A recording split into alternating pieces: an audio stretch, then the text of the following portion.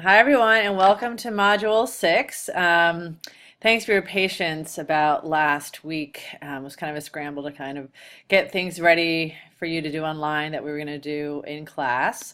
I was really pleased with what you've done with the roles for the Teaching Learning Cycle Wiki. I thought that worked really well, and I was impressed with the level of detail and intention you paid to that. So thank you for doing that. I haven't gotten to your quizzes yet, and but I will do that, and then I'll give you some feedback, and we can also talk about that when I see you next week.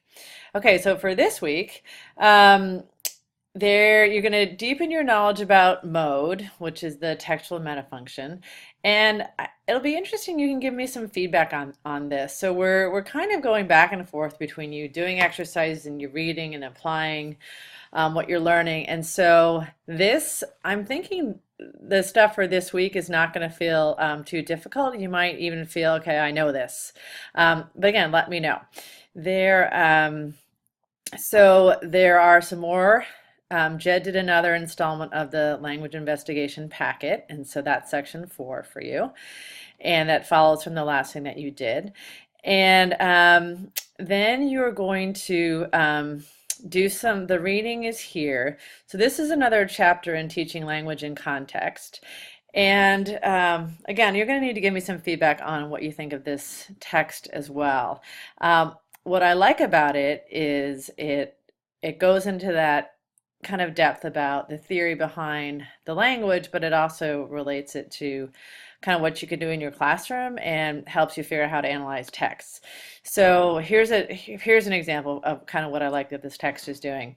So it's giving this is a section on appraisal, and the genre is response, which none of you are really doing for your um, teaching learning cycle wikis, but it might be something that you can think, oh, I might, going forward, this might kind of work for me. Anyway, all these strategies about how you can draw students' attention to when you're focusing on appraisal. And actually, I say that you're not doing response genre, but a lot of you have kind of zoomed in on appraisal when you're talking about in your language objectives and those kinds of things. Anyway, these kinds of activities might be good for what you need to do this week for designers, modeling, and deconstructing, and also for people that are taking the other roles. You might give some feedback based on some of these sorts of strategies you're finding in this chapter and also the previous chapter. Sorry, I went on a little bit long on that one. Okay, back to the module. There's chapter 5, which again, some of this stuff you've already been thinking about and practicing, but you can use that as a reference to help you doing the LIP section 4. You can also look at this video that Jed talked about too. Here is the language investigation packet.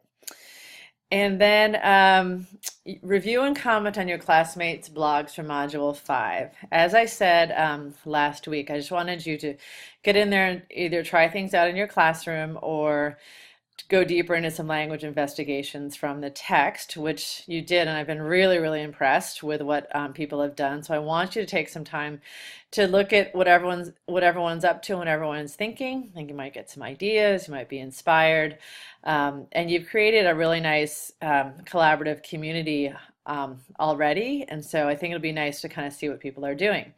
Now, these blogs are in 2 places. There's one is in the what you just were at, the 5.1 try something out. But also we never really took time to look at, a bunch of you did some things in your classroom for module 2. So I'd like people to have a look at what people did there as well. So look at both of those. Use the comments button to leave feedback. And comment on at least 2 blogs. And let's try to do it so everyone gets a comment. So kind of look and see who got comments and who didn't, and kind of adjust your feedback accordingly. Okay, we were going to do this last week, sign up for roles for the Teaching Learning Cycle project. So instead, it looks like a wiki. So here it is. So you're going to find your group. This is what you did last week for building the field. And then you need to sign up for what we're doing for Module 6, Module 7, and Module 8. So each person should do, we should rotate through these roles. So you take turns doing your designer, expert, and liaison. And then when it comes to, and you can keep signing up. You don't have to just sign up for one at a time. And then with assessment, two people are going to do this and one person's going to do this. So you can kind of figure that out.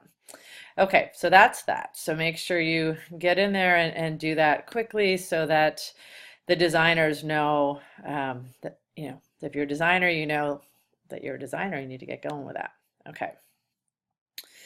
Let's go back to Module 6. Okay.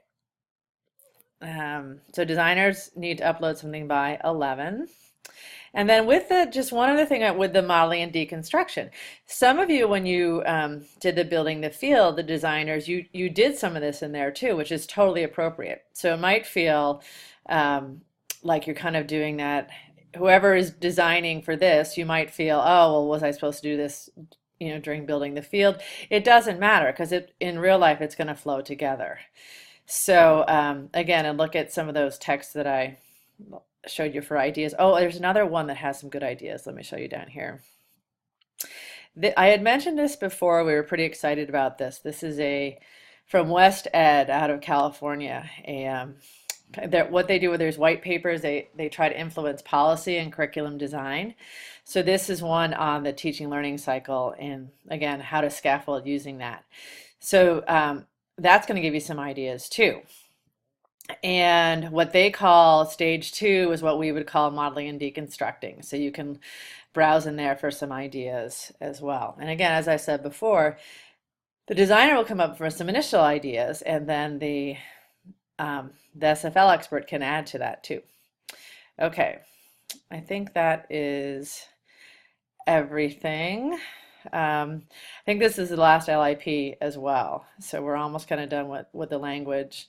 And we're at the home stretch. So I look forward to seeing you next week. We're going to do joint construction, we're going to do assessment, and we're going to go over some of the language stuff that's been confusing and it will work better for us to do together. Theme and ream. And so if that's tricky for you, that's something we're definitely going to go over when we meet next week. Okay, thanks.